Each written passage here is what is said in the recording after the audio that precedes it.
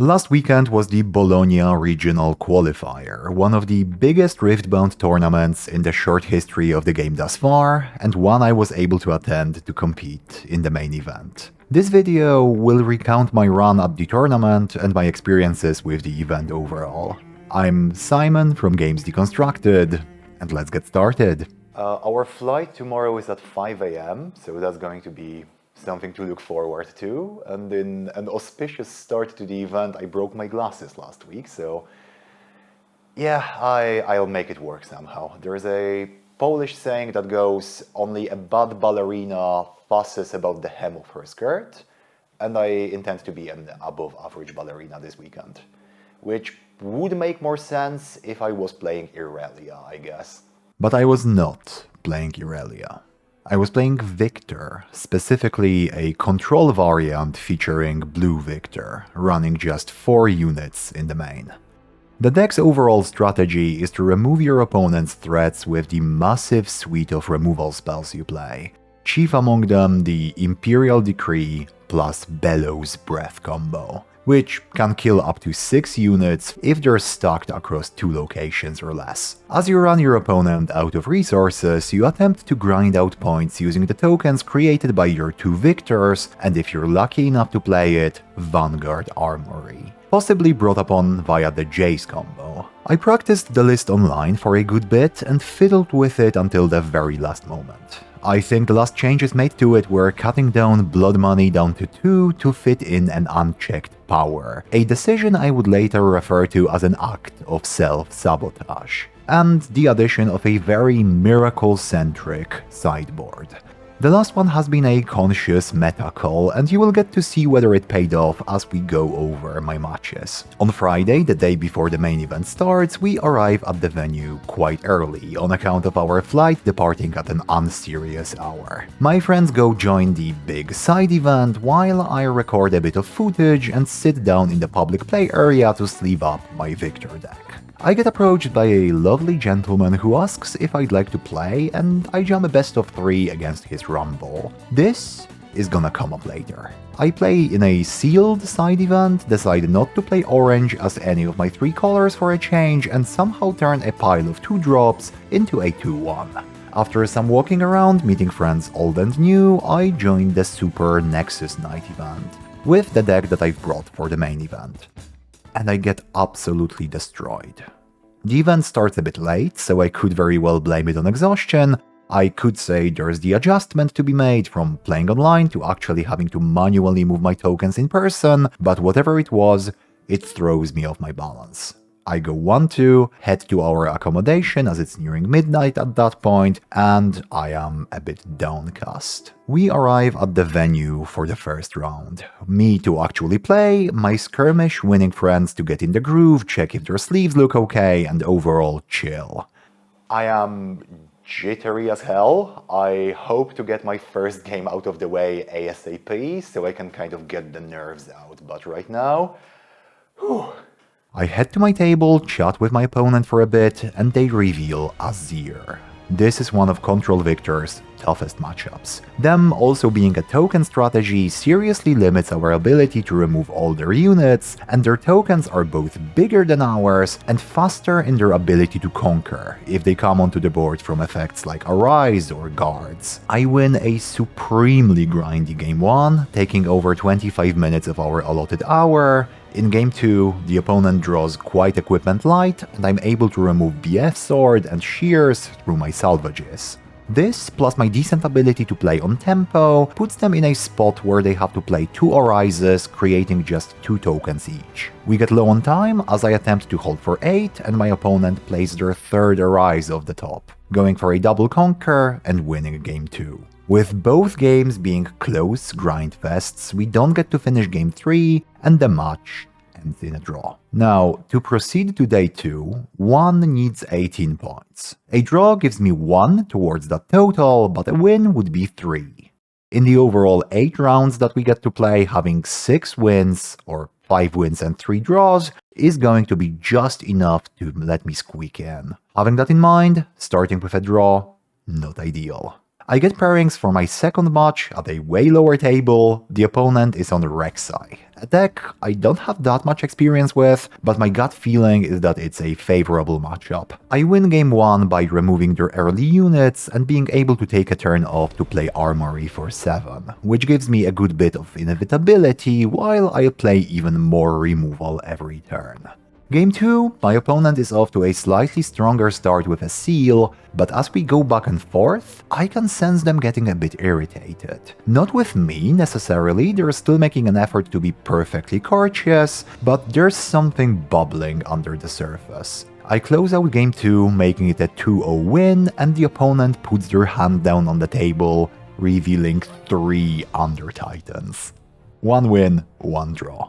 Third match, I play against a Rumble. I've played 3 games against Rumble in total this set, with the one I've randomly jumped at the free play tables the day before, giving me plenty of info on what they might play. Especially stuff you have to keep in mind, like Bubblebot or Breakneck Mac. So I don't have to read every single card, which I'm very thankful for. It's a pretty mathy matchup, with the opponent's units having different might values in different situations, with Rumble Legend giving shield, Red Rumble giving assault, and Blue Rumble a flat might increase, with the possibility of Danger Zone giving either +1 or +2 at reaction speed. All of this requires a bit of forethought in how we apply our damage-based removal, but as both the forethought and the removal are applied, both of the games end up going favorably for us.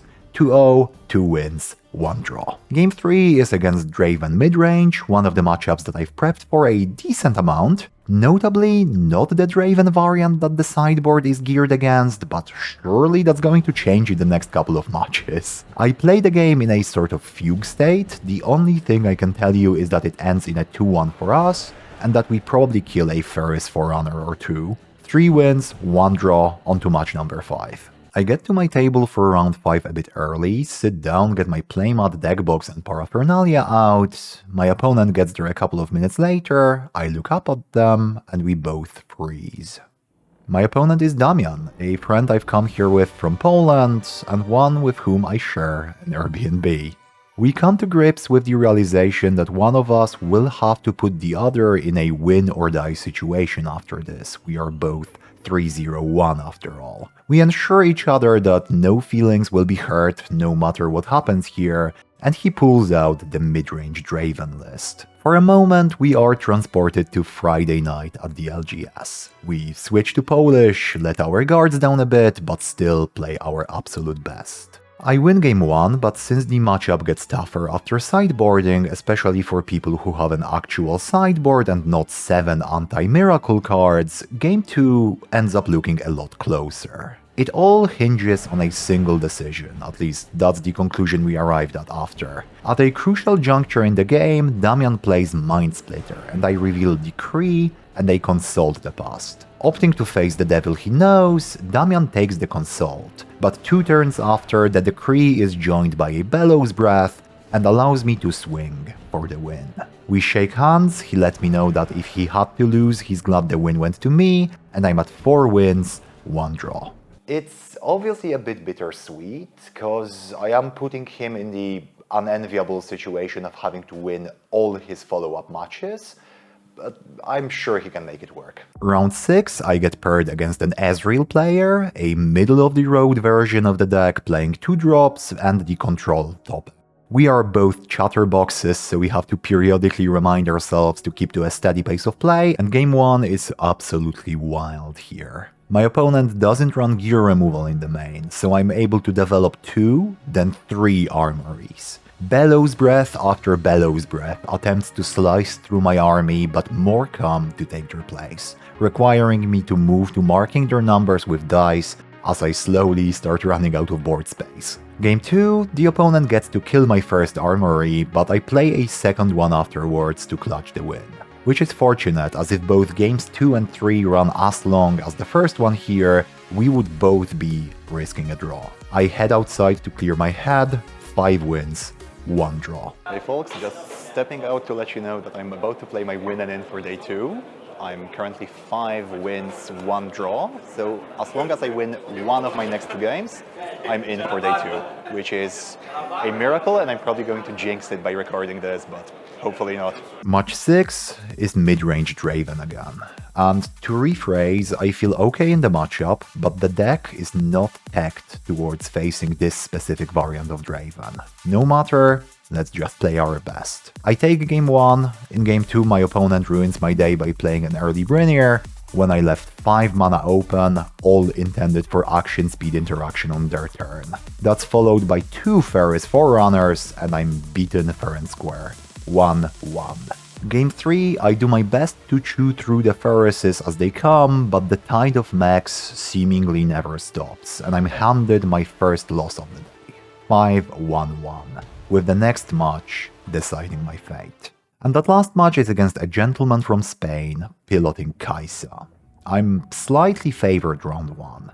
A lot of his removal is inefficient, and his tricks like Smokescreen are close to dead against me. True to form, I get to take the first game, but like the Draven matchup, this one also gets harder post-sideboard, as he gets to replace 6 to 8 of the worst cards in his deck, and I get to sit there and wish I was playing against Miracle instead. Game 2 starts, and I see the full Jayce combo in hand. Cask turn 1, Jayce turn 2, start printing armory tokens immediately after that. I go Cask Recruit Pass. My opponent drops a Pickpocket, killing my Cask. I curse my greed. I know there's the possibility of Kaisa playing up to 3 Pickpockets in the side, because I have the good fortune of sharing an Airbnb with an excellent Kaisa pilot. I could have played this more cautiously, choosing a different line for the first 2 turns and playing Cask into Jayce on my third one. Not as impressive, not as high tempo, but infinitely safer.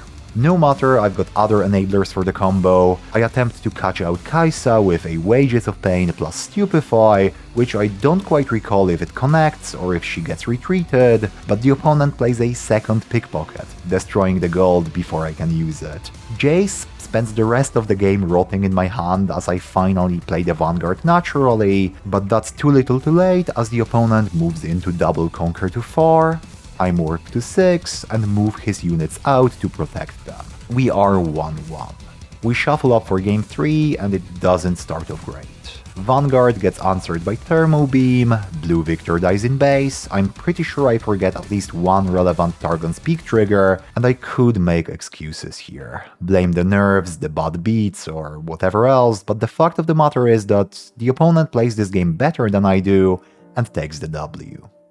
With a 5-1 scoreline, 16 out of the 18 points required, I get eliminated and narrowly miss out on day 2. I'm quickly cheered up by the news of a number of my friends getting in, including Damian, my round 5 opponent, who locked in and won all the matches following ours. I head to the venue on Sunday to support the team and play in the Riftbound Rebound, a 512-person competitive side event which I finish 4-2. With the very same deck, netting me a good number of Origins boosters from the prize wall. Overall, it's been an absolute joy to attend the event and play in the main. A vast majority of my opponents, even ones at the higher tables, were absolutely lovely to play against. And we were able to laugh and banter as we played some of the most competitive games of Rift I've played thus far. I've made lots of new friends, was shocked every time somebody approached me to tell me they recognize me from my content, and had a whale of a time playing card games for 3 days straight. If you're thinking of going but are still on the fence about it, I will make that decision easy.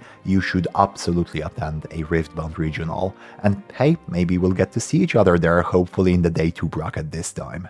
I've been Simon from Games Deconstructed, thanks a lot for watching, and a special thank you to the Patreon supporters over on patreon.com/gamesdeconstructed, especially Andrew Gross, Ola Bdyner, and Dillinger. Thanks a lot for watching, and I hope to see you in the next one.